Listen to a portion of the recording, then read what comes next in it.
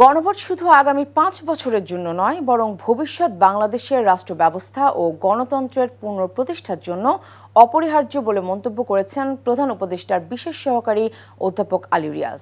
সকালে রাজশাহী নগরীর হযরত শাহ মখদুম কেন্দ্রীয় ঈদগাহে বিভাগীয় ইমাম সম্মেলনে এবং মেডিকেল কলেজ মিলনায়তনে গণভোটের প্রচার ও ভোটার উদ্বুদ্ধকরণের উদ্দেশ্যে সরকারি কর্মকর্তা ও সর্বস্তরের সুধীজনদের সাথে মতবিনিময় সভায় তিনি একথা বলেন। তিনি বলেন, রাষ্ট্র কিভাবে পরিচালিত হবে, বিচার বিভাগ, নির্বাচন কমিশন ও দুর্নীতি দমন কমিশন কিভাবে স্বাধীনভাবে কাজ করবে, এসব গুরুত্বপূর্ণ সিদ্ধান্ত জনগণের ম্যান্ডেটের মাধ্যমেই নিতে হবে। এ কারণে গণভোটের আয়োজন করা হয়েছে এবং নাগরিক হিসেবে সবার দায়িত্ব গণভোটে হ্যাঁ ভোট দেয়া।